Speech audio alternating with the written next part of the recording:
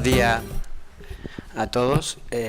Como viene siendo habitual, en los simposios de la SEA, pues dedicamos al menos alguna sesión a los estudios y al conocimiento de la ciudad que nos da acogida, en este caso Córdoba, que ya es la segunda vez que nos acoge, puesto que aquí precisamente se realizó el primer simposio de estudios árabes hace ya 20 y tantos años.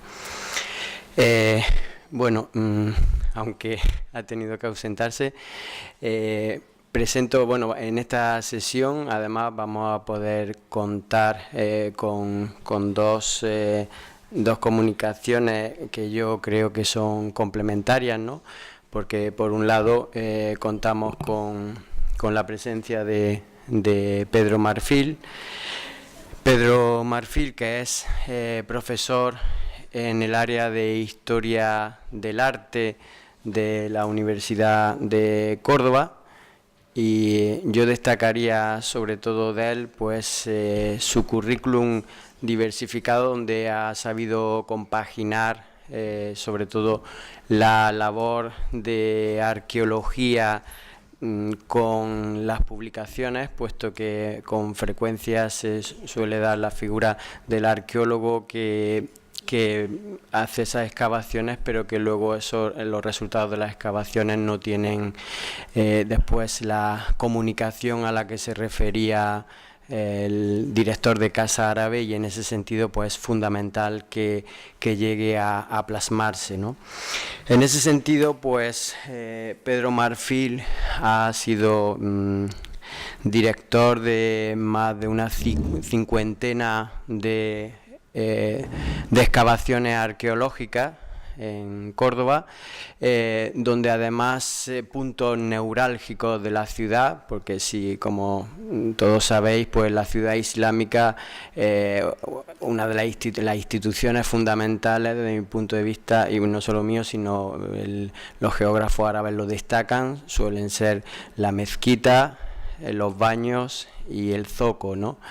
En ese sentido, pues muchas de las excavaciones son precisamente de esos puntos neurálgicos: la mezquita de Córdoba, también la mezquita de Santa Clara, y luego el estandarte de las mezquitas, que son los alminares, ¿no? En ese sentido, el alminar de San Juan, el alminar también de San Lorenzo, e igualmente, como decía, los baños califales, los baños de San Pedro, los baños de la pescadería.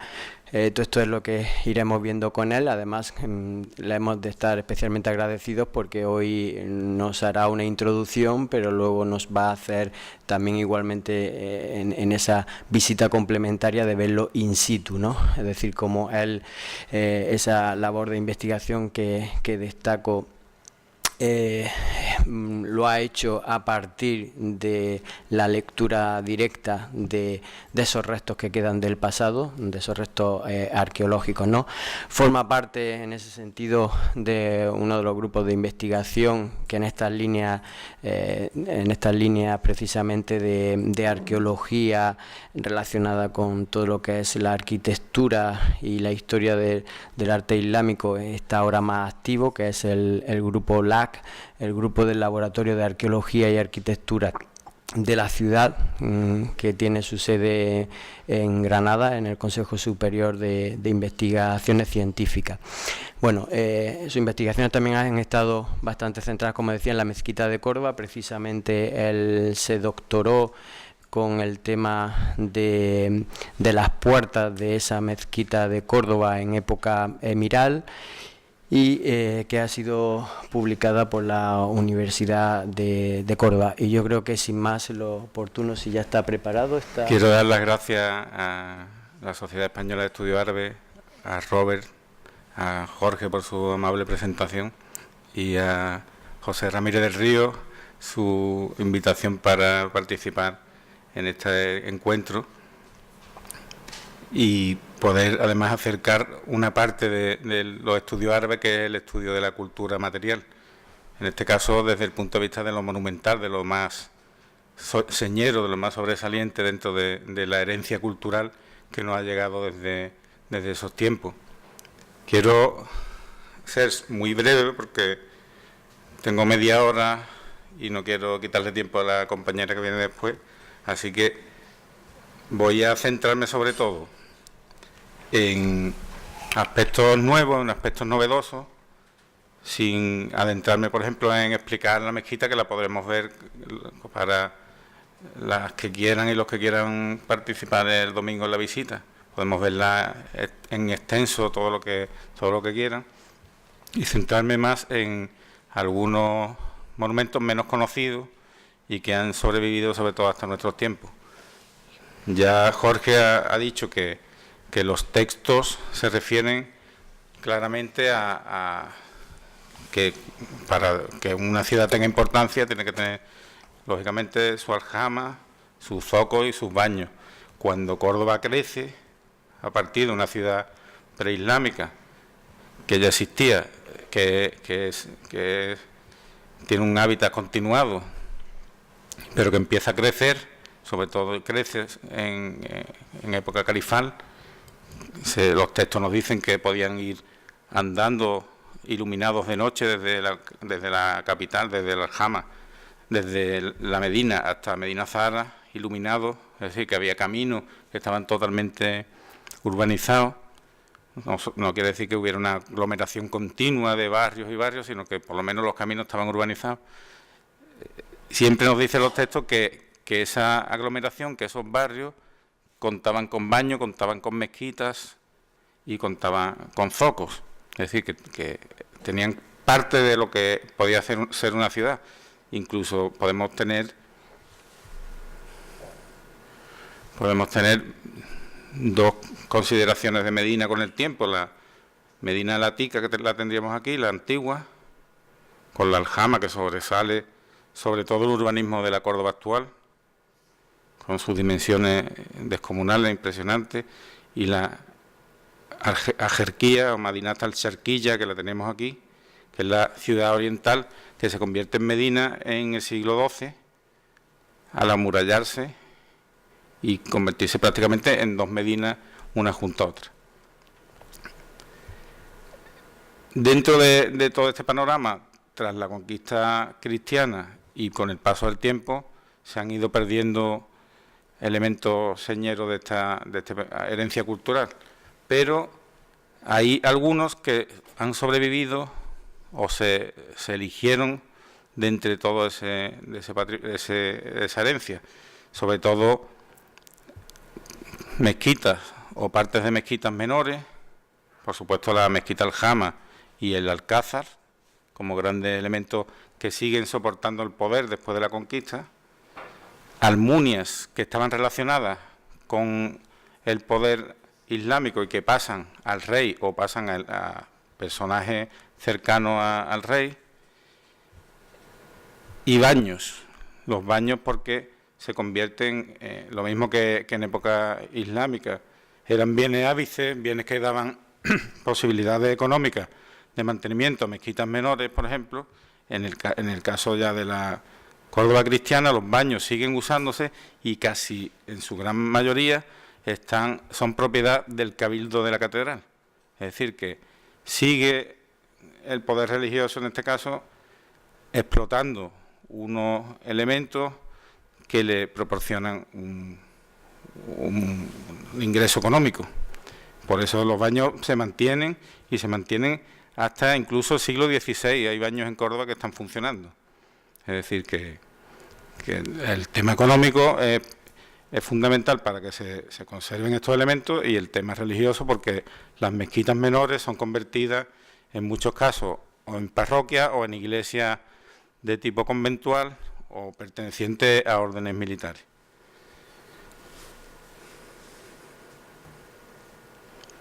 Vamos a ver el entorno de la mezquita Aljama. Este ángulo de la ciudad es un ángulo fundamental porque desde época preislámica se sitúa en esta zona el Palacio Visigodo.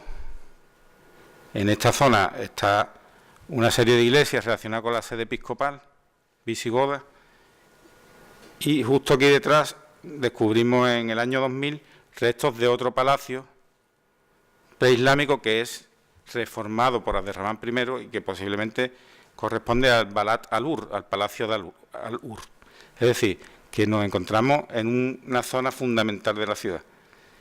Nos han llegado tanto elementos que fueron integrados en el urbanismo cristiano y casi por azares del destino se han conservado, y también aparecen, a través de la investigación arqueológica, aparecen restos que a veces se integran en el paisaje urbano y a veces, desgraciadamente, se han destruido, pero que nos aportan una información valiosa para conocer qué pasaba en esa Córdoba islámica. El impacto de la planta de la mezquita es impresionante si lo vemos desde el aire.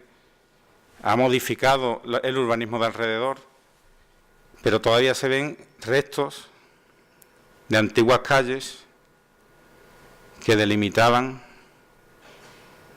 el urbanismo anterior al crecimiento de la aljama.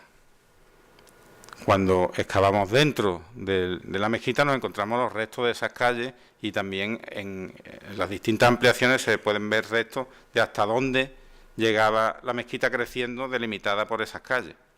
Eso es una de las novedades que podemos traer aquí, que es que se confirma que la mezquita se adapta a un urbanismo preexistente. Ahí tienen señalados distintos restos que han llegado hasta nuestros días, tanto de mezquitas menores, que sobre todo se perviven los alminares, porque se reutilizan como torres de las iglesias, como en San Nicolás, San Juan de los Caballeros. En esta zona sabemos que existía otra mezquita que ha desaparecido. Santa Clara, que se conserva tanto el alminar como el alzado de los muros, y cuando intervinimos en ella encontramos incluso restos de las vigas decoradas de la cubierta, que habían quedado enterradas dentro de las bóvedas del siglo XIV, ya cristiana, de un convento que se coloca ahí. En la calle Amparo nos quedan restos de otra mezquita, es decir, hay mezquitas menores en una misma vía fundamental que atraviesa la Medina. De ninguna manera se podrían relacionar con parroquias, ni con el concepto digamos, de barrio asociado a mezquitas, sino que son mezquitas que están en una gran vía que atraviesa la Medina. Por supuesto, la aljama, los restos del Alcázar, que se han conservado algunos restos que se han encontrado por excavaciones arqueológicas desde principios del siglo XX. En Santiago, ya en la Jerquía, se nos conserva un alminar de época emiral, relacionado con la antigua iglesia de los Tres Santos, que después se convierte en mezquita. Tenemos un baño del siglo XII. Aquí tenemos otro baño ya del siglo XIII, que sería uno de los restos más recientes de época islámica que se conserva en Córdoba. Es decir, dentro del urbanismo actual perviven algunos elementos que han llegado hasta nuestros días de una forma casi mágica, porque, como se puede imaginar, el urbanismo y la especulación en algunos momentos ha sido desastroso, y se ha perdido, por ejemplo, el baño asociado a Santa Ana, que se encontraba en esta zona, se ha destruido, además de forma consciente y con ensañamiento.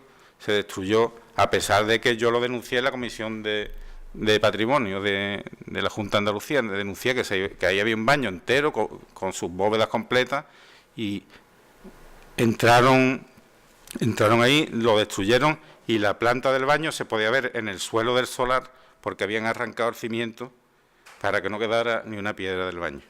Así que incluso en nuestros días se siguen cometiendo esas barbaridades, y la más reciente se ha cometido contra la ruzafa de Abderramán I, que ahora veremos algunas fotografías.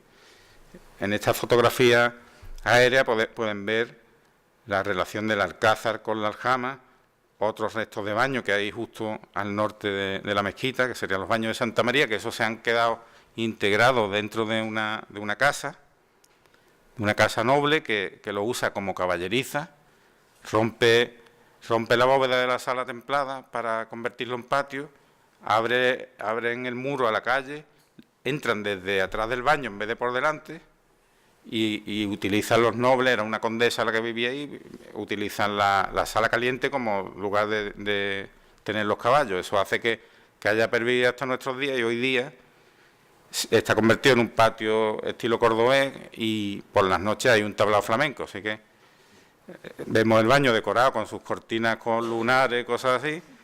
Y dentro de lo que cabe una forma de integrar esa arquitectura dentro de nuestra vida, aunque sea más bien una cosa turística, ¿no?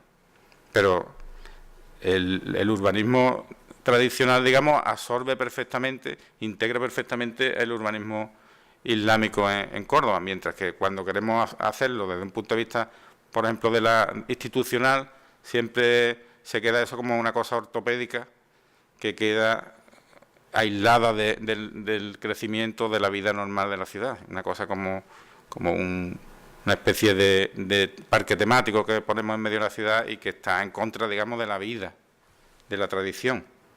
Aquí en la imagen ven también Santa Clara, que está orientada bien, distinta a la Aljama. En esta zona han salido las abluciones de Almanzor en una obra de un hotel. Lo mismo, tuvimos que irnos al periódico a denunciarlo, porque si no, el hombre del hotel nos denunció a nosotros por decirlo. O sea, que es prácticamente una lucha continua que la que llevamos aquí por que pervivan o porque se conserven algunas de las cosas importantes, porque las abluciones, la sala de abluciones de Almanzor, yo creo que merece la pena que se quede, y ahora mismo si pasan por aquí y entran en el hotel, pueden pedir permiso y les dejan ver la sala de ablución de Almanzor, por lo menos lo que nos ha quedado. Se han excavado en la calle restos del antiguo Sabat de Aljacan, se han visto la planta como era, que tenía varios arcos, y sobre todo en el Alcázar, cuando hemos excavado en este patio, hemos encontrado los restos de la muralla sur del Alcázar de Abderramán I y coincide alineado con la quibla de Aljacan. Es decir, ya sabemos cómo era el Alcázar, que era prácticamente un cuadrado, el Alcázar primitivo. Debajo de esta calle, que está a la espalda de la quibla, cuando han levantado los adoquines del pavimento, justo debajo había una calle romana. Lógicamente por la caída de cota tan tremenda que hay hacia el río. El río, esto que tienen ya aquí, este es el puente romano, aquí estaba la muralla de la Medina. Pues aquí la cota actual es la cota romana. La mezquita en su interior, cuando la visitemos, verán que ha mantenido siempre la misma cota, para no crear dentro desniveles, lógicamente, y aquí nos encontramos a más de 4 metros de altura en el interior con respecto a la calle. Es decir, tenemos un aterrazamiento artificial. Lo que les decía de las calles que delimitan el crecimiento de la Aljama, lo pueden ver aquí. Tenemos una primera mezquita de 80 por 80 metros, delimitada por calle, y después la de Abderramán II vuelve a crecer y la de Aljacan vuelve a crecer, que no lo tenemos aquí marcado, pero que si prolongamos esta calle nos va a dar otra calle que delimita la quibla. Desde el alminar de Abderramán III podemos ver la calle mayor islámica, cómo se enfrentan a partir de Abderramán II la fachada del Alcázar con la fachada de la mezquita. Esta fachada norte del Alcázar estaba delimitado por una calle que con el tiempo se pasó a llamar Callejón del Obispo y ahora mismo está ocupada por otros edificios, se ha cerrado, pero cuando hemos intervenido dentro del Alcázar, del antiguo Alcázar, hemos encontrado los restos de la calle conservados detrás de los edificios.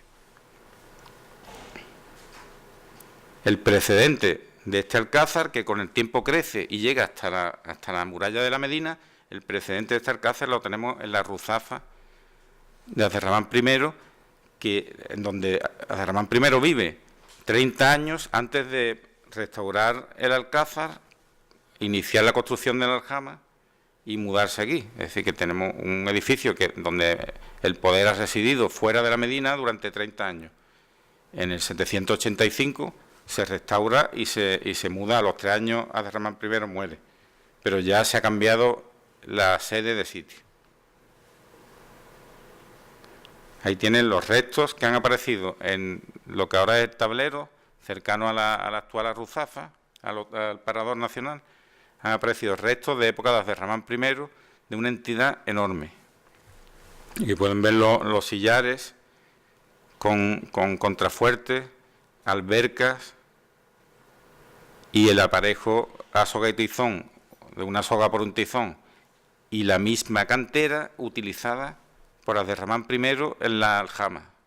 Esa cantera nunca más se vuelve a utilizar. Se trata de una piedra arenisca que tenía una gran concentración de fósiles y vira a verde. Es decir, tenemos una piedra arenisca con un tono un poco verdoso. Esa cantera, porque lógicamente la piedra era bastante mala, no se vuelve a utilizar. Y nos da una pista buenísima para identificar monumentos y construcciones de Abderramán I. Pues aquí tenemos esa piedra, además yo creo que incluso en la fotografía podrán apreciar el tono verdoso que tiene. Esa piedra la tenemos aquí en unos muros tremendos, lo pueden comparar con la máquina. Ha salido en una elevación del terreno al norte de la ciudad, en un sitio ideal para colocar esa gran fortaleza. Ahí tienen otros muros en los que van mezclando sillería con mampuestos. Son técnicas que nunca se habían utilizado en la península ibérica, que llegan de Oriente, tanto la soga de tizón como esta técnica de mampuestos asociados a sillería, y que se están utilizando en Al-Ándalus por primera vez, lógicamente bajo el poder del emir y con posiblemente unos arquitectos que vienen de Oriente. Son técnicas orientales que las vamos a encontrar también en la aljama. Este yacimiento, este agosto, lo han destruido. No ha quedado ni una piedra. Perdón. Cuando se ha dado el aviso a los periódicos para que se diga, por miedo a que les retiren publicidad, no lo han dicho. Así que estamos asistiendo en nuestros días, ya les digo, en agosto, aprovechando que en Córdoba la gente se va porque hace mucho calor y se van de vacaciones. En agosto meten las máquinas y destruyen nuestra herencia cultural, además de una cosa importantísima que como les digo, es la Ruzafa de Abderramán I, casi con total probabilidad. Si en nuestros días hubiese aparecido Medina Zahara, la hubiesen destruido también.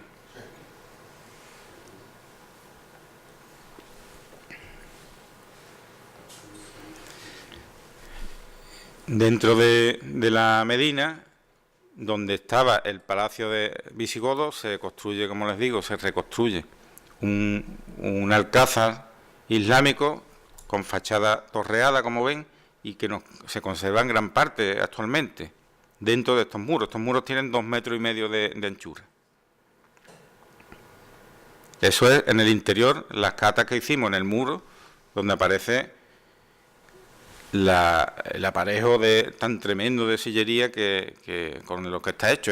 Tiene una piedra más de ancho, un sillar más de ancho que el muro de la aljama. Sería la muralla más ancha, de mayor entidad de Córdoba.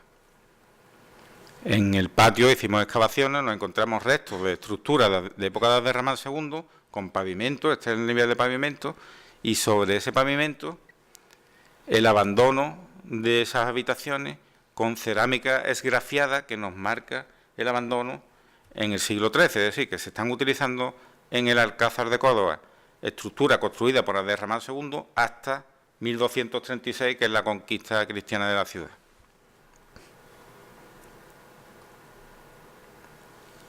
En esta excavación nos encontramos también una sorpresa, que es restos de un muro de época visigoda forrados al exterior por un muro de Abderramán I. Esto está justo en línea con la quibla, es decir, no estamos en una línea de muralla que previamente es visigoda, es preislámica y que es forrada por fuera con un muro del siglo VIII. Aquí nos queda el resto de una puerta que después es tapiada en el siglo VIII. O sea que no solamente se reforma, sino que se reforman también los accesos a ese alcázar. El que se forre el muro y no como podríamos pensar con nuestra mentalidad, que las murallas se ponen más altas o cosas así. Eso aparece también en la muralla de la Medina. La muralla de la ciudad visigoda es forrada por el exterior con otra muralla, de tal forma que la muralla de la Medina llega un momento que tiene 10 metros de ancho en la zona del río, porque se van adosando unas murallas a otras, y llega un momento que si van al Alcázar de los Reyes Cristianos y miran al antiguo patio de mujeres del Alcázar, desde la sala de los mosaicos verán una estructura de piedra tremenda, y eso es la muralla. Tiene 10 metros de anchura la muralla de la Medina. Ahí tienen uno de las torres de ángulo del Alcázar de Abderramán I, que está roto aquí, porque aquí venía una zanja de saneamiento de 1920 que había roto la muralla. Todo esto son restos de la muralla.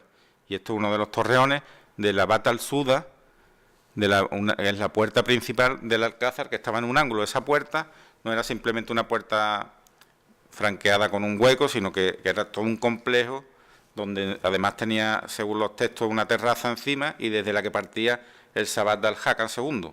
Es decir, que tenemos todo un complejo fortificado de acceso con sus recodos y sus elementos de defensa, que es posible que tengan parecido con lo que nos encontramos en la Alcazaba de Mérida, que estaría copiando esto. En la Alcazaba de Mérida tenemos un recinto fuera de una puerta, y aquí tendríamos una cosa parecida, sería el precedente. De parte de esto de Alcázar se nos conservan los baños califales, que aparecieron en 1904 y pudimos reexcavar en 1993 y en el año 2000, y que actualmente están integrados dentro de la visita turística de la ciudad. Ahí tienen la planta, y lo más interesante es que nos hablan de la vida de este Alcázar. Tenemos un baño califal con acceso en recodo, una sala de trono de época taifa, de la taifa de Sevilla, y un baño almohade adosado en esta zona, que se ampliaba hacia esta zona. Teníamos aquí depósitos de agua, fuentes. Esto ahora mismo está debajo de los aparcamientos de motos y bicicletas. Ese sería el levantamiento ideal del baño califal, que se convierte en arquetipo para los baños del Andaluz. No me entretengo, pero les pongo algunos ejemplos de la decoración esgrafiada, decoración vegetal con árboles de la vida, que nos encontramos en los salmeres, los arranques de los arcos. Esto está visitable, pueden visitarlo, y merece la pena, aunque esté muy restaurado, merece la pena por ver cómo era el baño del Alcázar, de época de Al-Hakam II. Continuamos y vemos, por ejemplo, cómo debajo del patio de la mezquita se nos conservan restos de la calle romana que delimitaba la mezquita. Lo más interesante es el enlosado de la calle, las fachadas de los edificios preislámicos. Aquí tenemos una fachada, y este es el pórtico. Esto sería otro pórtico. Pues el espacio de pórtico, o de una especie de acerado cubierto, el de calzada, y sobre la fachada de las casas se apoya el muro de la mezquita. Es decir, se respeta el pórtico como espacio público. El muro de la mezquita va montado justo encima de la fachada de las casas. Esto que ven aquí es una canalización de agua que hace Almanzor cuando amplía. Esto es justo la ampliación de Almanzor. Hace Almanzor una canalización y una puertecita que la tienen aquí, que deja Almanzor también por la servidumbre de paso de la calle, que estaban los cordobeses acostumbrados a llegar desde esa calle y entrar y pasar junto a la aljama. Por este caso deja la puertecita para que puedan seguir entrando por ahí, y además canaliza todo el agua justo por donde antes estaba la calle. Ahí tienen cómo sería la primera mezquita de Abderramán I, ya con el alminar de Hicham. Hay una novedad. Cuando don Félix excava en la mezquita, encuentra un muro y lo interpreta como muro norte del patio, es decir, como si fuera este muro. Lo que encuentra es el cimiento de la galería del patio. Entonces, la planta de la mezquita la acorta casi 4,5 metros, por lo que nos sale una planta irregular. Cuando hemos excavado ahí para ver qué había encontrado don Félix, porque eso me parecía extraño, que el alminar se quedara en la calle. Cuando excavo ahí me encuentro que el muro sigue, este muro sigue. El muro tiene 2 metros de ancho, es decir, que no es un muro pequeño, que el muro es bastante grande. Vuelvo, excavo en esta zona y me encuentro que el muro está 4 metros más al norte. Por tanto, tenemos una mezquita de 80 por 80 metros. Es una mezquita regular. Y el alminar, por supuesto, queda dentro. Por tanto, las fuentes, cuando nos dicen que las galerías del patio son 2 en el norte, tienen razón, son 2. No es una, pues son 2 porque está cortada por el alminar, igual que actualmente. Eso sería cómo estaría la mezquita cuando muera Abderramán I. Se lo pongo para que vean lo que podemos ver el domingo de cómo ha ido creciendo la mezquita. Las galerías todavía no estaban terminadas, el alminar no estaba. Tiene una vista de la sala de oración de Abderramán I. Parte de esa obra era la puerta de los visires, que tuvo reformas ya posteriores tanto a Abderramán II, que la corona, como de Muhammad I en el 855. Y este es el muro que les decía. Este cimiento, el que encuentra Don Félix, piensa que este es el límite norte y cuando excavo veo que el muro sigue. El muro sigue hacia el norte y además no es un muro cualquiera, tiene 2 metros de ancho. Excavo al otro lado de la fuente, ya en el muro norte, y me encuentro el cerramiento por el norte, así que la mezquita era más grande que lo que se nos ha dicho hasta ahora y era regular. Otro aspecto curioso es ya la reforma de Hicham I con respecto a la mezquita de Abderramán I, coloca las mujeres, el oratorio femenino en el interior, tiene que abrir una nueva puerta en esta fachada, que se han conservado restos de esa decoración, coloca sobre lo que antes era una calle, la corta, y construye una sala de abluciones que se han conservado debajo de las primeras naves de Almanzor, y tuvimos la suerte de excavarlo, y construye el alminar y termina la galería. Una cosa interesante es la existencia de oratorios femeninos llegando hasta la quibla, aunque estuviesen separados físicamente. Sería una vista justo en el límite de ese oratorio femenino que lo tendremos aquí a la derecha. Eso lo podemos ver el domingo tranquilamente. Cuando Abderramán II amplía, esto sería el momento de la ampliación, que tenemos texto de que incluso hay peligro de derrumbe, como saben. Llega un momento que se queda el oratorio femenino en el interior y cuando los cordobeses hombres entraban en la aljama decían que Abderramán II había ampliado una nave por cada lado, porque todavía estaba esto ocupado por las mujeres. Es decir, no era que había ampliado la fachada, como se ha llegado a argumentar, sino que se amplía el interior con respecto al uso del espacio. Voy a ir rápido que ya podemos comentar otras cosas en la mezquita en la visita del domingo. Algunos ejemplos de alminares, aquí tienen un alminar emiral que está en la Jerquía, otro alminar de emiral en la Medina, que se han conservado como torres de iglesia. Este lo encontramos recientemente, que es el alminar de San Lorenzo, que tiene una fase emiral en la base y una reforma califal en altura, que ha aparecido incluso un capitel de época de Al-Hakam II. En excavaciones arqueológicas siguen apareciendo restos de baños y de mezquitas, como este que está debajo de la estación de autobuses, que aparece una mezquita de época emiral, que está visitable también. Hemos recuperado recientemente un baño del siglo XII, de época almorávide, asociado a la conversión de la catedral mozárabe en mezquita, que es el baño de San Pedro. Aquí tienen la planta de cubiertas desde arriba, se había convertido en un taller de platería. Cuando entramos la primera vez, aquello no parecía un baño de ninguna manera, estaba totalmente enmascarado. Empezamos a quitar los añadidos, a quitar tabiques, y gracias a un croquis de Enrique Romero de Torres, conservado en el archivo familiar, vimos dónde estaban las puertas antiguas, empezamos a buscarlas, las encontramos, las abrimos y nos fuimos metiendo en las distintas habitaciones. Yo creo que ha sido una de las cosas que más he disfrutado en mi vida, el poder ir viendo habitaciones nuevas de un monumento que eran desconocidas. Ahí tienen las cubiertas del baño, la planta general porque excavamos también el solar de al lado y había una casa de época del siglo XII también, y en esta zona estaba donde se movían los animales de la noria, en planta primera. Tenemos textos cristianos que dicen que las bestias se escapaban y rompían los lucernarios de las bóvedas, y tuvieron que hacer un muro, un tabique, para que no se escapara. Ahí tiene la sala fría, que se conserva totalmente en alzado, con su hornacina, con su fuente. Así es como estaba cuando nos lo encontramos. Vale.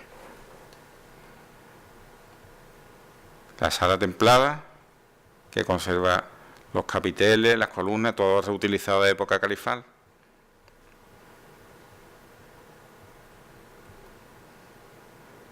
La sala de caliente y el horno. Esta es la sala caliente, que de esto cuando llegamos ahí no se veía nada en absoluto. Con un capitel almorávide.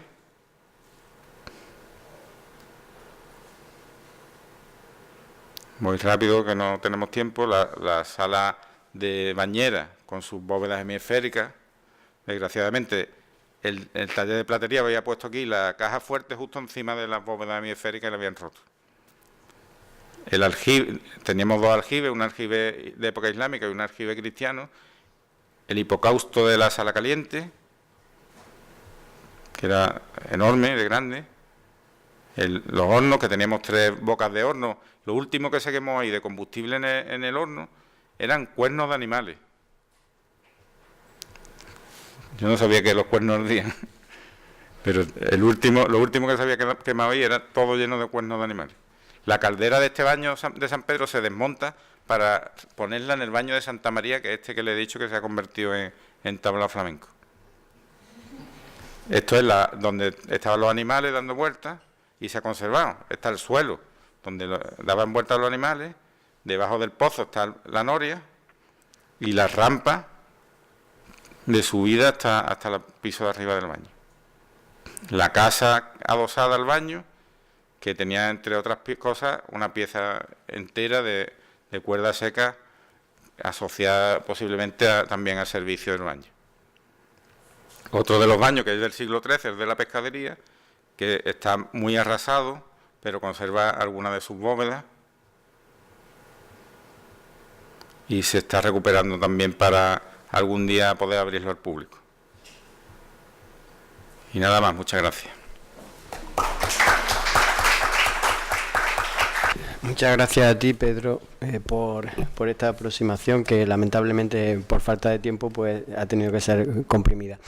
Creo que el contrapunto perfecto a este acercamiento a lo que son los restos en sí, pues es la percepción, la visión que suscita todo ello, y qué mejor también que en el otro, ¿no? En los escritores árabes, que en los que precisamente en esos visitantes que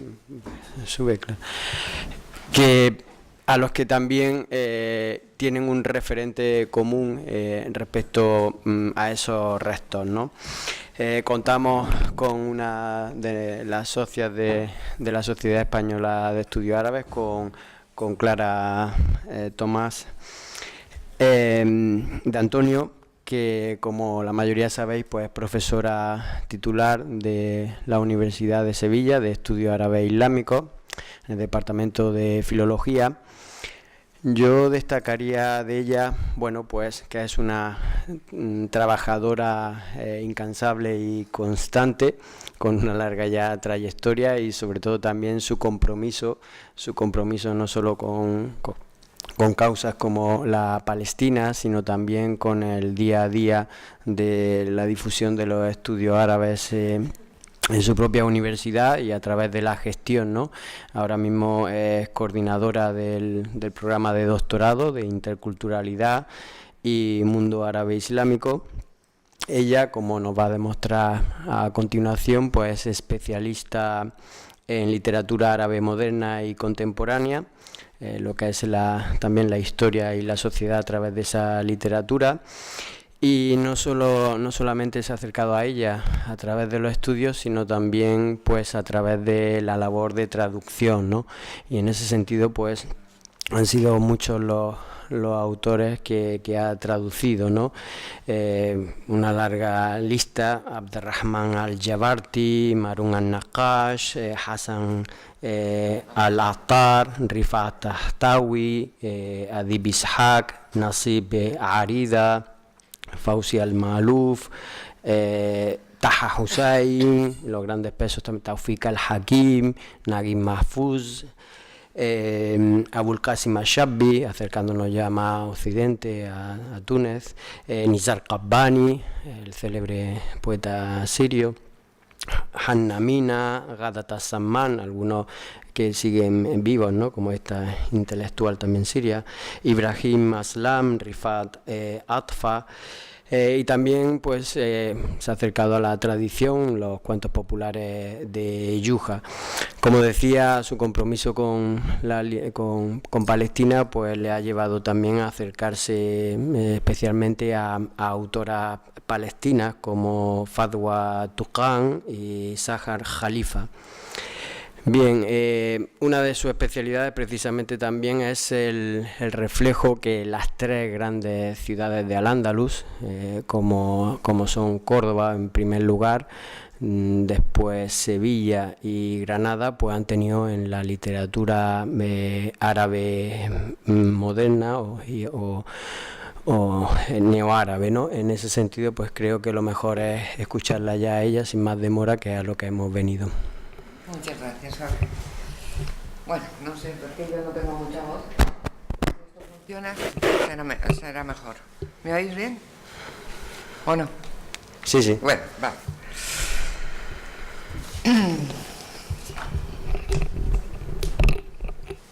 Bueno, pues en efecto, qué mejor complemento a estas maravillas que Pedro Marfil nos ha presentado que hablar de lo que sienten los árabes actuales, los árabes modernos, cuando lo contemplan y cuando piensan en la historia del pasado, ¿no? O sea, que Córdoba forma parte de ese triángulo sentimental que ha servido de fuente de inspiración a tantísimos escritores modernos. Por otro lado, forma parte tanto de su patrimonio como del nuestro, con lo cual hay esa especie de rasgos de identidad compartida que sabemos que son comunes. Por ejemplo, la siria al-Qusbari decía de los dos enamorados de Córdoba, Waldada y Saddun, que tenían una doble pertenencia árabe y española, ¿no? Dice, pertenecen ambos a la época dorada de la poesía árabe de Al-Ándalus.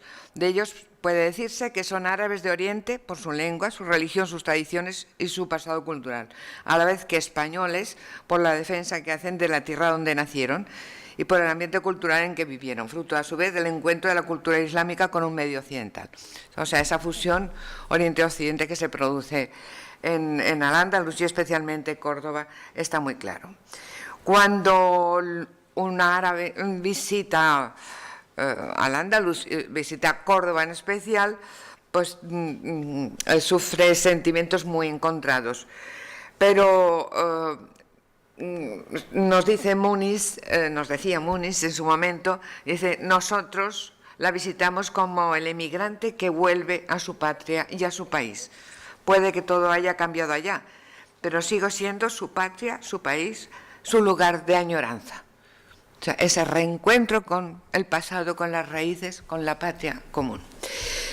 Por lo tanto, dejemos hablar un poquito a todos estos autores modernos y contemporáneos que nos hablen de tres aspectos de Córdoba. Por un lado, la historia de la Córdoba andalusí y sus principales gobernantes.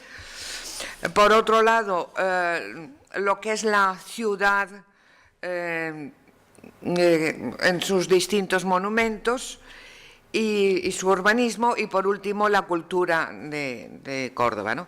Está la cantidad de material que hay sobre el tema, que bueno, ha sido muy difícil elegir, pero tengo algunos artículos en el último número de la revista de Euraca, en el monográfico dedicado a Córdoba, he incluido un artículo que podéis recrearos con estas maravillas dichas por los propios árabes. Empezando por el primer aspecto, la historia de Córdoba andalusí, Amin al-Rihani, que viaja, libanés, emigrado al Magyar, que viaja a España en varias ocasiones, nos cuenta de cómo se funda el califato de Córdoba y cómo llega al final con la conquista del rey Fernando, etcétera, etcétera, ¿no?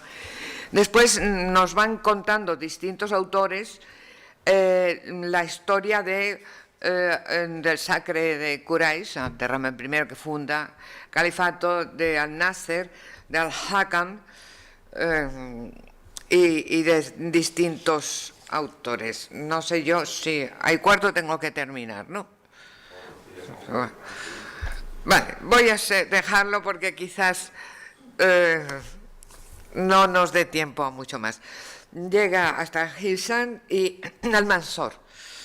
Y Almanzor realmente, la mayoría de los autores, especialmente Rehani, pues considera que fue de alguna manera el que precipitó el final de aquel reino maravilloso, ¿no? Sobre todo por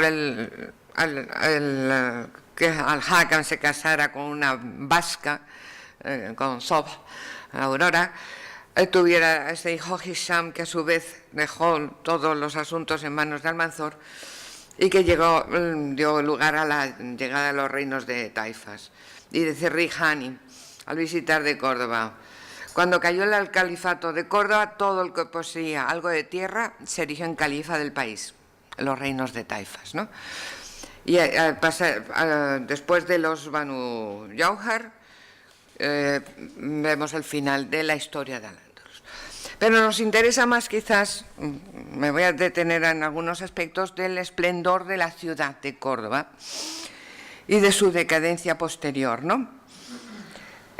Dice la siria Ifat al-Lidilbi, que nos dibuja la importancia de esta ciudad en época califal. Córdoba era una ciudad grande que llegó a alcanzar casi el medio millón de almas.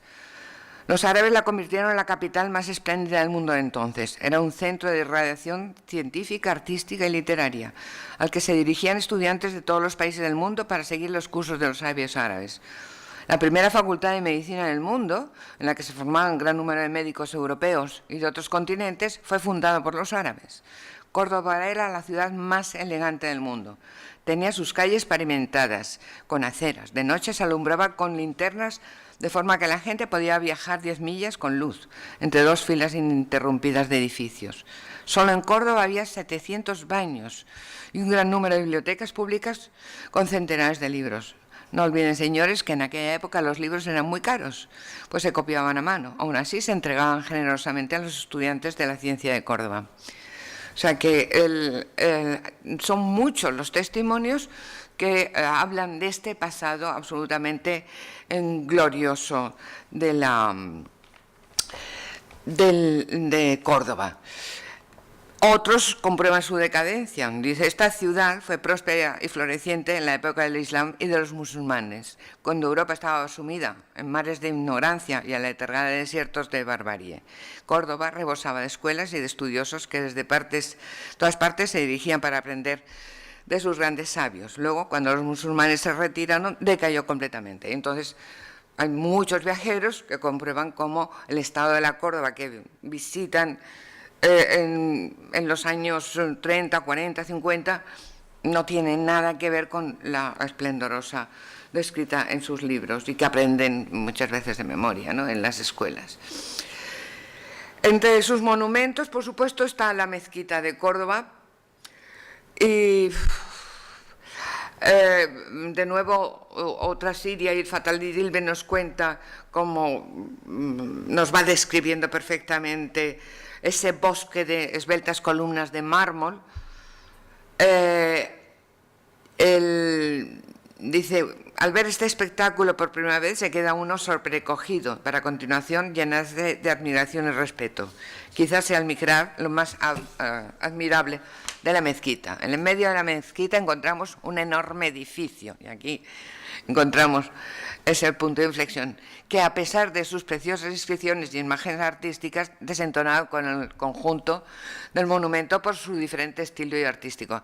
Entonces narra una anécdota que cuenta con el guía turístico. Dice, aquí quitaron columnas y construyeron esta catedral.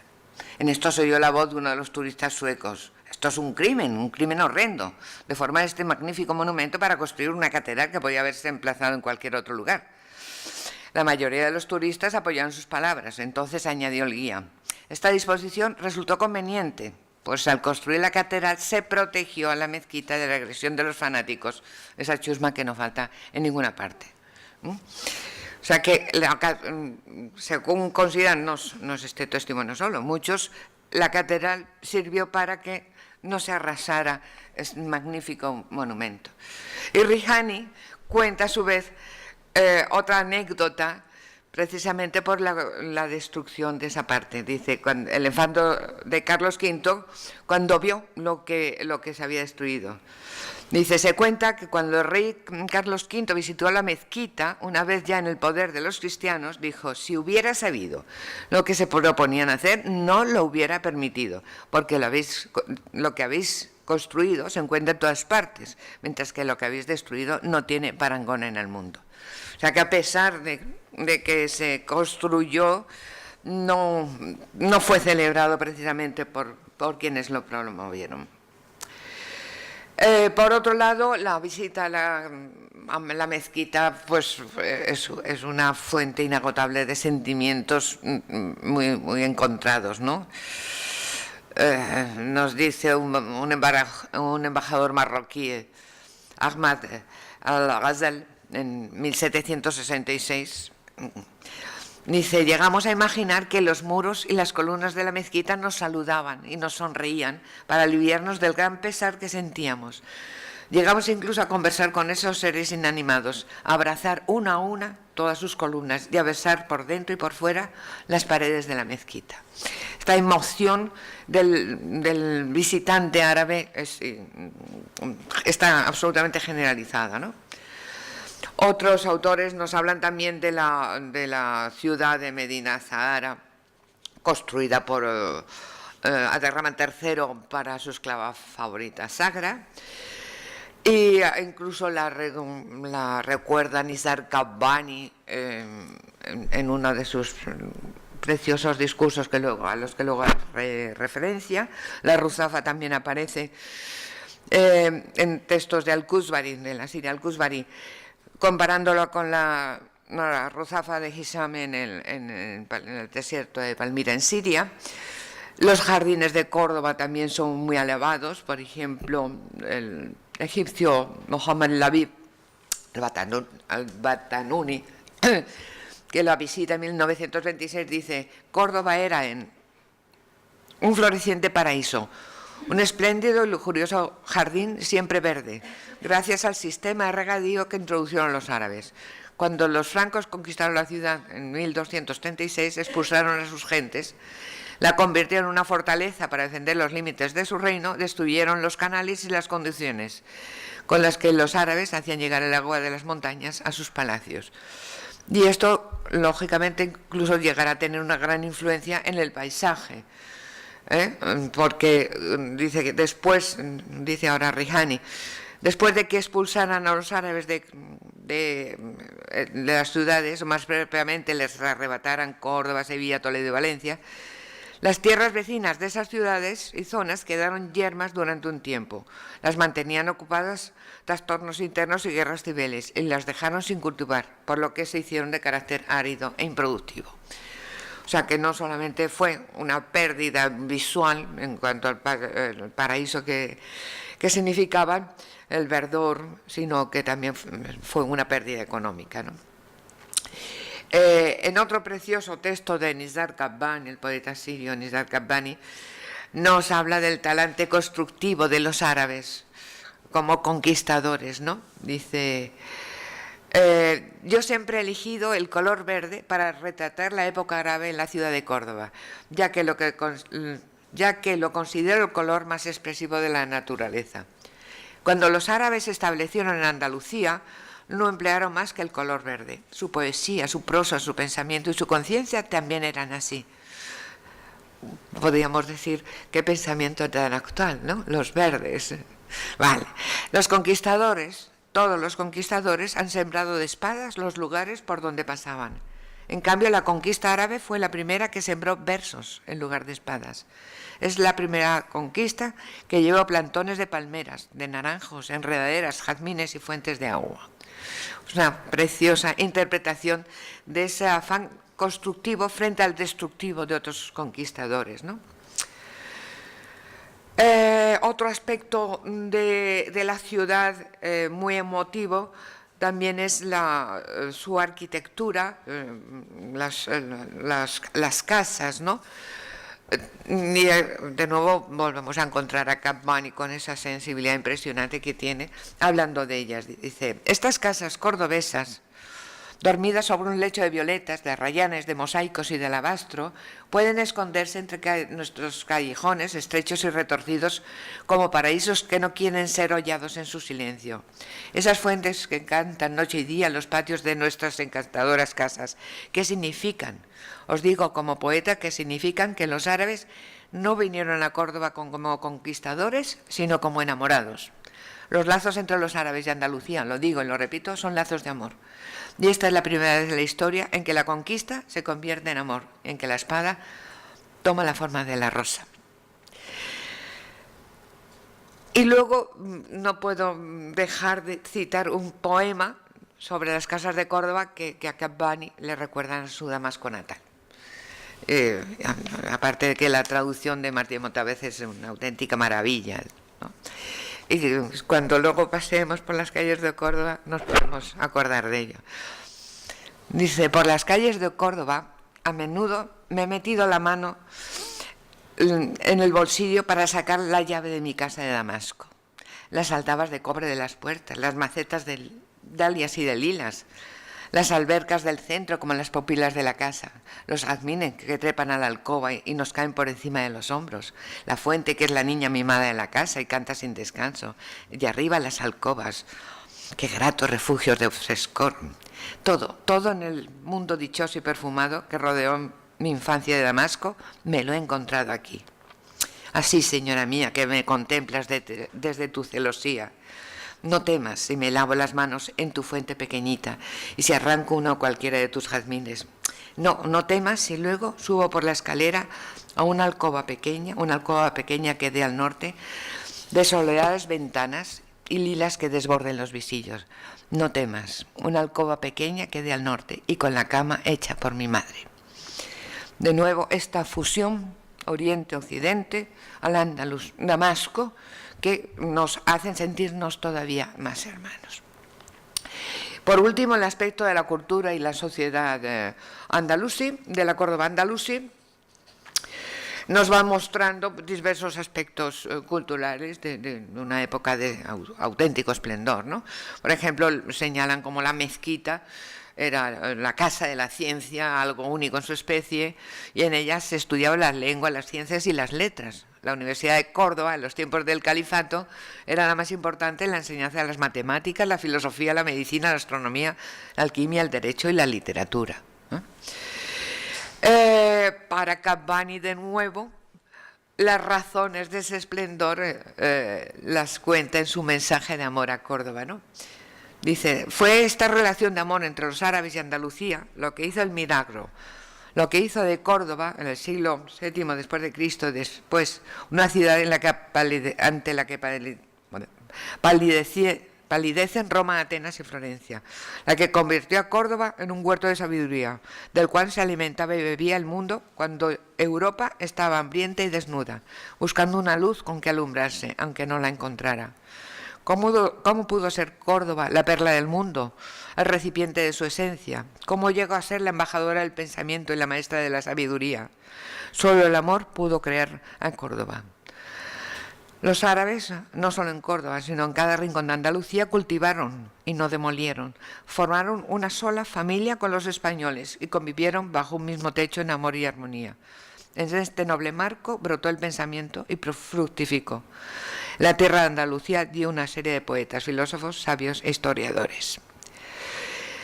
En muchas partes también muchos autores también destacan el amor a los libros. Voy bien de tiempo. Ay, que voy a toda mecha. El amor, la afición de los cordobeses a los libros, mayor aún que la afición a la música. Entonces, el sirio Al-Ujaili nos dice, en sus historias de viaje, dice: en Sevilla me vino a las mentes el dicho de los primeros andalusíes: cuando en Sevilla muere un sabio, tan solo en Córdoba se encontrará comprador para sus libros. Y cuando en Córdoba muere un cantante, solamente en Sevilla se venderán sus instrumentos. Son dichos antiguos, pero que parece responder a una realidad, ¿no? También se señala la importancia de la música en Al-Ándalus, que la siria al-Khosbari compara con el flamenco, la llega a equiparar con el flamenco. También alude a la historia de Siryab y cómo fue la máxima figura de la música arábigo-andaluza. También se mencionan muchas veces a los sabios como Ibn Hazm y Averroes. Y quizás hay un texto muy interesante de Rihani sobre un aspecto que critica el propio Averroes. Está un día durmiendo en la casa que se le atribuye en Córdoba a Averroes y mantiene un diálogo imaginario en que Averroes expone sus ideas sobre las causas políticas y culturales de la caída del Al-Ándalus y de la actual situación de los países árabes. En aquellos momentos estamos hablando del año 39, me parece que es. En especial porque sus dirigentes emplean la fuerza y no el saber, con la mezcla de religión y política, por la falta de modernización del Islam. Voy a leer este párrafo con detalle porque merece la pena. Le dice Rihani: pero vuestro aceite, señor, sigue iluminando sus lámparas de los árabes. Dice: sí, en las lámparas de los faranja, no en la de los árabes. Eso se debe a que con nuestro aceite se ha mezclado mucha agua y los árabes no lo purifican tan bien como ellos. Sí, se han mezclado con nuestras ciencias muchas supersticiones, tradiciones y quimeras. Miramos al mundo a través de un velo, que es el Islam. Era transparente y deslumbrante a veces, como lo fue el estado de Córdoba en tiempos de algunos omeyas. Los árabes, es más, los musulmanes, siguen en un círculo estrecho de la religión, cuyos espesos límites no atraviesan la luz. El príncipe sabio no satisface al pueblo y su príncipe ignorante no satisface a la élite intelectual. Así que solo puede gobernar mediante la fuerza, y la fuerza es algo malo y reprobable en este tiempo.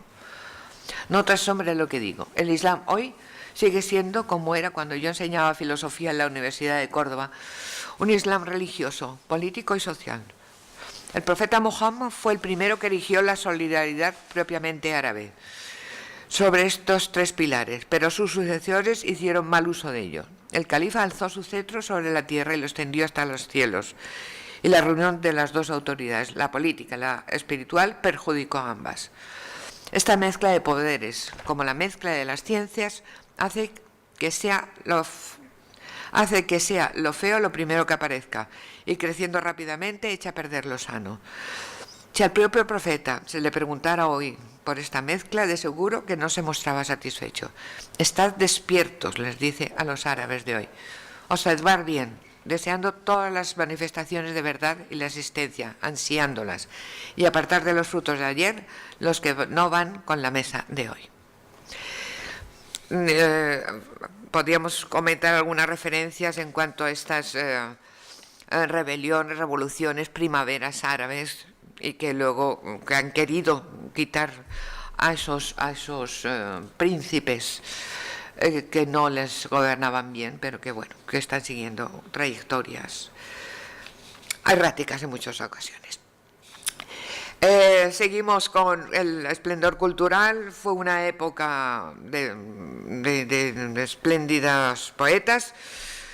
Dice también Kabbani otra vez, dice: el poema árabe, esto es muy significativo también, al llegar a España estaba cubierto por la espesa corteza del polvo del desierto, y al entrar en la zona de agua y frescor de Sierra Nevada y en las orillas del Guadalquivir, al penetrar en los olivos y viñedos de la campiña de Córdoba, se quitó las ropas y se tiró al agua.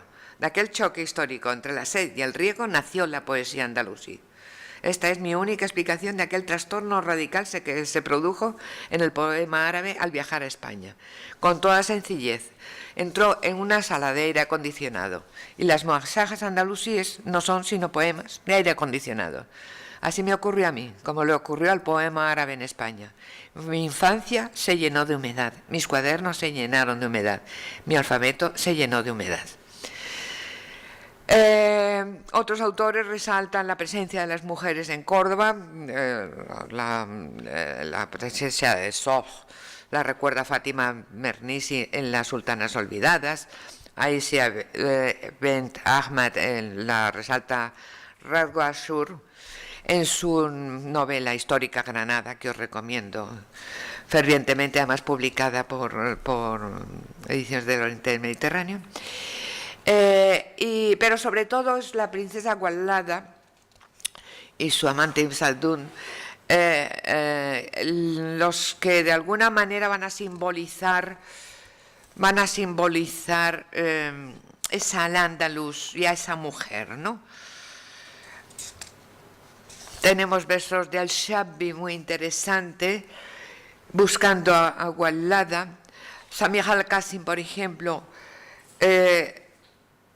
la asocia con el desmoronamiento personal y la tragedia de su pueblo palestino. Y el triste final de Al-Ándalus va a producir sentimientos encontrados en los árabes. Por ejemplo, de nuevo Staf Kabbani, quizás el que mejor conoce Córdoba y mejor la expresa, dice en Penas de Al-Ándalus: me escribes preguntando por España, por Tarek, que en nombre de Allah abriera un nuevo mundo. Preguntas por Omeyas y por su emir Muawiya, por aquellos espléndidos palacios que traían cultura a fuerza de Damasco. No ha quedado en España de nosotros, de nuestros 8 siglos, sino la hez del vino en el cuenco del vaso. Unos ojos enormes, en cuya negra sombra aún dormita en la noche del desierto. Solo queda de Córdoba el llanto de dolientes alminares, la fragancia de dalias, rosas y naranjos. De Gualada tan solo, de su historia de amor, ni una rima siquiera. Y en el último andalusí dice: yo soy el último andalusí que vino a exigir la parte que le corresponde de las ropas de su padre. Un mechón del pelo de su madre, una casida del igual de Ibn Zaydún, uno de los anillos de Gualada y el último hilo de la alfombra sobre la que rezó Abderrahman. Y por último, entrando ya en el terreno más simbólico, esa Córdoba perdida que tanto cantan los literatos árabes, puede mantener la esperanza dentro de una situación tan difícil en el mundo árabe gracias a una figura simbólica, a un Quijote contemporáneo que en busca de justicia y libertad. 5 minutos me quedan, me da tiempo. Sí, 5 minutos, no me virles mucho, no me virles. Voy a leer el poema y con esto termino, ¿vale?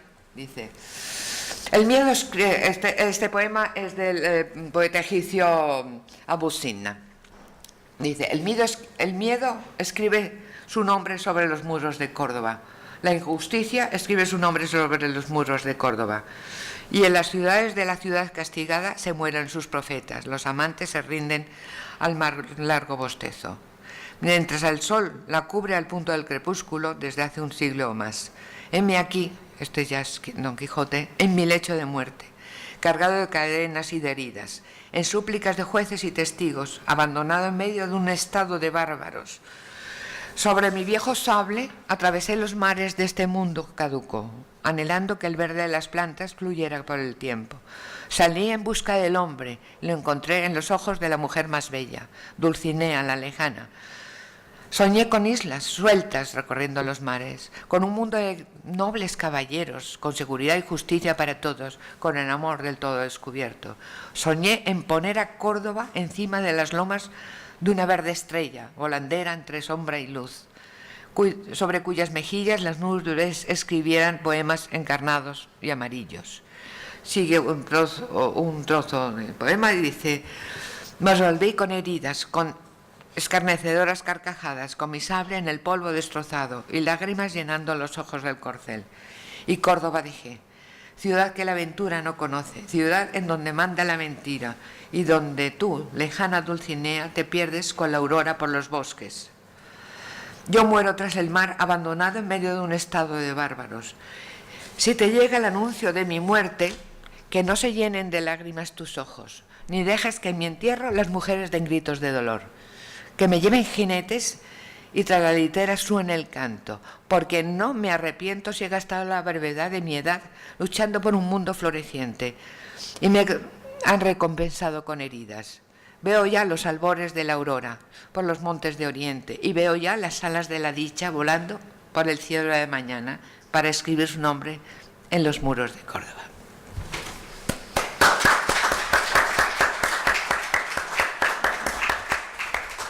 Sí, ¿se oye? Sí. Quería felicitar a Pedro y a Clara por su intervención, por todo lo que han dicho, porque ha sido muy interesante también. Algunas cosas no las conocía yo y por eso me quiero dirigir a Pedro en relación con su intervención y con los restos arqueológicos. Creo que no ha mencionado nada sobre cementerios, ¿no? No sé si ha habido excavaciones en algunos lugares últimamente, en los últimos años, sobre cementerios, y me gustaría que, si puede, nos dé alguna información, porque ahí también hay epigrafía, hay lápidas, y también mi sentido de esta intervención mía es preguntarle por inscripciones, por epigrafía en esas excavaciones, nombres propios, fechas, cosas que salgan, datos que salen ahí, ¿no? Si hay algo, si ha encontrado algo, si hay restos de tipo epigráfico. Gracias. Mi intervención era monumento, por eso no me he metido en otras cosas, ¿no? En necrópolis, en cementerio, eso, porque si no nos podemos tirar aquí semanas hablando.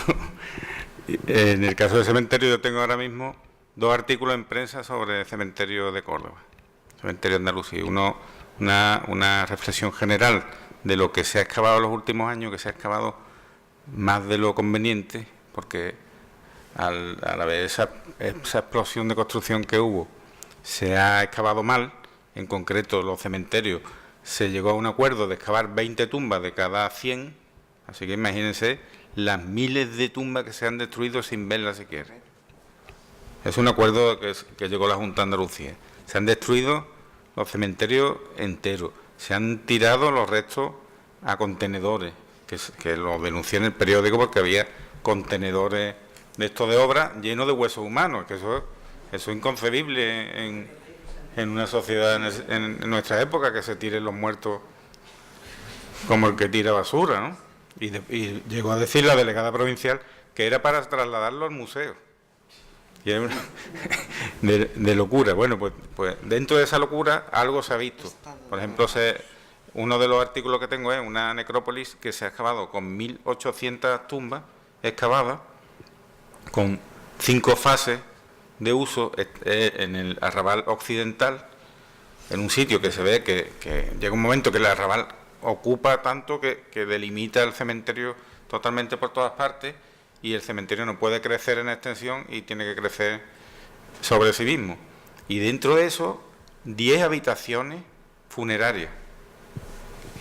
Parte de las que hemos podido ver bien, eso lo tengo ahora mismo en estudio, en esas 10 habitaciones casi todas eran para mujeres. Ya saben que hay textos que hablan de eso, pero no se había visto, no habíamos visto que existían, pues existen. Existían dentro de los cementerios de Andalucía habitaciones con una delimitación y con su cubierta, que los textos nos decían que había incluso sentencias sobre el tema, si se podía hacer o no se podía hacer. Las costumbres funerarias son prácticamente las mismas que en otros lugares de religión islámica, aunque hay peculiaridades de algunas cosas. Por ejemplo, dentro de una de estas habitaciones aparecen 2 mujeres con anillos, con epigrafías, son anillos comerciales, con sellos, con anillos de plata con su piedra, así que son cosas que no se suelen ver, que haya ese ajuar personal dentro acompañando al difunto, y en este caso incluso mujeres dentro de habitaciones cerradas y con como eso, muchísimas peculiaridades más que están ahora mismo en 2 artículos en prensa que se van a publicar en una monografía en Italia. Los colgaré en Academia Eduesa y ya para que el que le interese lo pueda bajar sin tener que tener la monografía. Y ya les digo, con respecto a epigrafía, poquísimo. En cuanto a lápidas, no. De 1800 tumbas, nada, ni una lápida. También es porque esas piedras se reutilizan. En cementerio oriental, por ejemplo, en la Jerquía, fuera de la muralla de la Jerquía, donde está la muralla del Marrubial actual, fuera se han encontrado también necrópolis ya del siglo XII, y ahí sí han aparecido, por ejemplo, 2 lápidas almorávides que se publicaron en su momento, pero poquísimas inscripciones.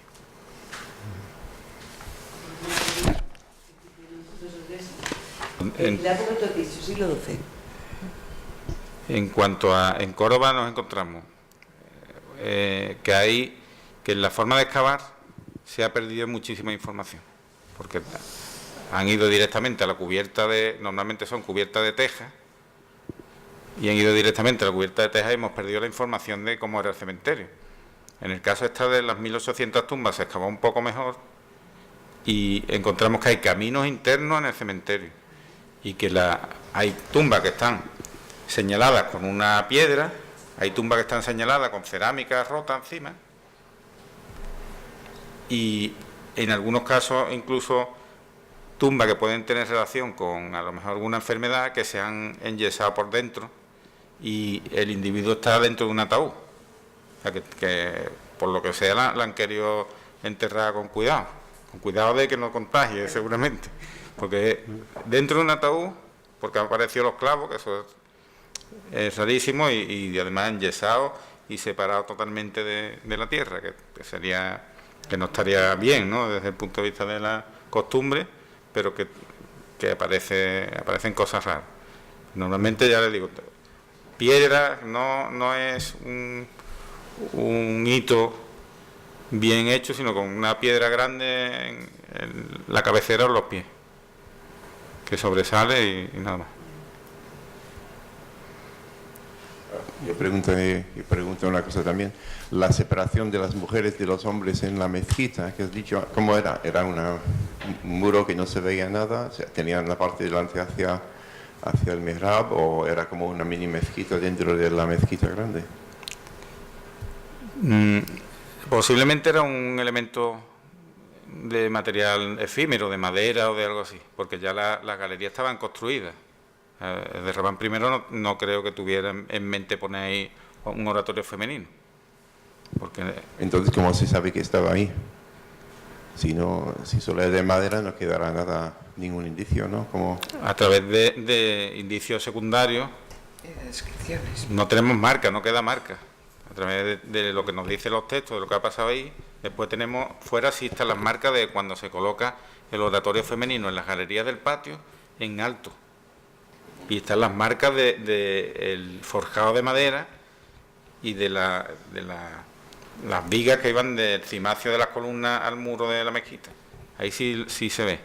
Y lo que se ve también es que en la galería que estaba en el lateral este, la galería al este, lógicamente tuvieron que abrir una puerta.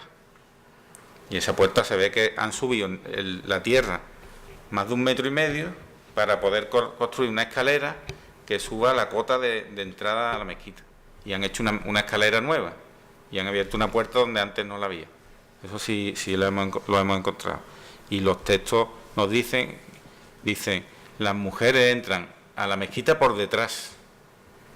Ese por detrás es que al hacer la sala de ablución Ishán ha cortado la calle, tienen que dar toda la vuelta por la quibla para entrar por esa nueva puerta. O sea que el texto se explica que las mujeres tienen que entrar a la mezquita por detrás, porque para entrar por esa puerta tienen que dar toda la vuelta a la mezquita y no entran desde el patio. Bueno, muchas gracias. Bien. Eso lo podemos ver allí in situ mejor, que se entiende mejor. Bueno, pues Sí. eso continuaremos luego en otro momento.